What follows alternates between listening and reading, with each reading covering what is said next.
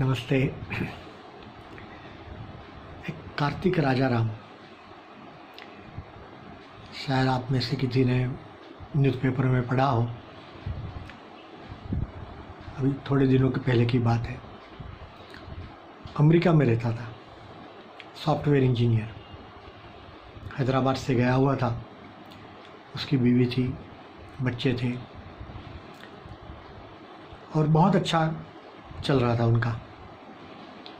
School college में भी हमेशा टॉपर, हमेशा पहला नंबर, कभी छोड़ा नहीं उसने। और वहाँ पे उसकी अच्छी खासी नौकरी थी। लेकिन आपको मालूम है कि बीच में अमेरिका में आर्थिक मंदी आई थी, रिसेशन आया था।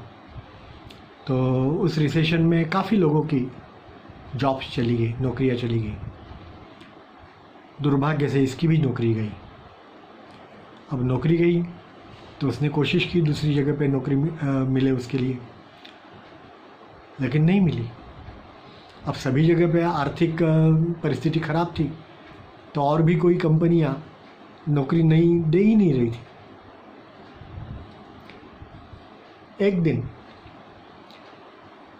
उसने अपने पत्नी और दोनों बच्चे तीनों को मार डाला घर पे और खुद ने खुदकुशी कर ली, आत्महत्या कर ली। अमेरिका में काफ़ी इसकी चर्चा हुई। लोगों को आश्चर्य हुआ कि इतना अच्छा लड़का, इतना अच्छा खासा कमाता हुआ, इतना होशियार, क्लेवर, उस लड़के ने ऐसा कदम क्यों लिया। तो वहाँ के कुछ मनोचिकित्सकों ने उसका केस स्टडी किया और उन्होंने ये पाया कि कार्तिक राजाराम या तो उसके जैसे बहुत सारे लड़के ऐसे होते हैं कि जिन्होंने बचपन से सिर्फ यश देखा है, सक्सेस देखा है, क्योंकि वो खूब होशियार है, मेहनतू है, काम करते हैं, तो उसका परिणाम भी उनको अच्छा ही मिलता है, रिजल्ट अच्छा ही होता है। तो उन्होंने कभी फेलियर नहीं देखा। तो हम अपना यश जो है वो तो मैनेज करना सीख गए, उसको कैसे लेना है वो हम जानते हैं।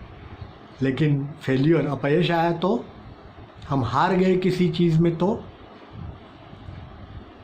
उसको कैसे लेना, उसका सामना कैसे करना, ये काफ़ी बार बच्चों को पढ़ाया नहीं जाता, कहा नहीं जाता। और कार्तिक राजाराम का केस ये था कि उसने कभी अपयश देखा ही नहीं, तो अपयश का सामना मैं डट कर कैसे करूं, ये उसको मालूम ही नहीं था। तो उसने सुसाइड कर लिया, आत्महत्या कर ली।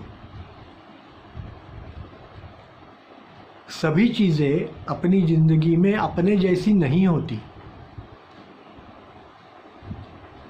सही बात है ना। काफ़ी बार हम जो कुछ भी करते हैं, सोचते हैं, वैसे नहीं होता।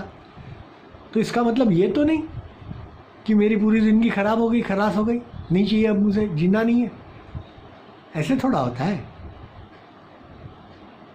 तो बच्चों ये खास ये चीज़ याद रखना है कि हम तो गिरेंगे, उठेंगे, आगे बढ़ेंगे, इसी प्रकार से ज़िंदगी जाती है।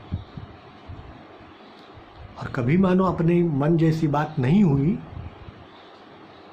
तो टूट नहीं जाना है, डिप्रेस नहीं होना है, उसको पीछे छोड़ करके नई ज़िंदगी शुरू करनी है।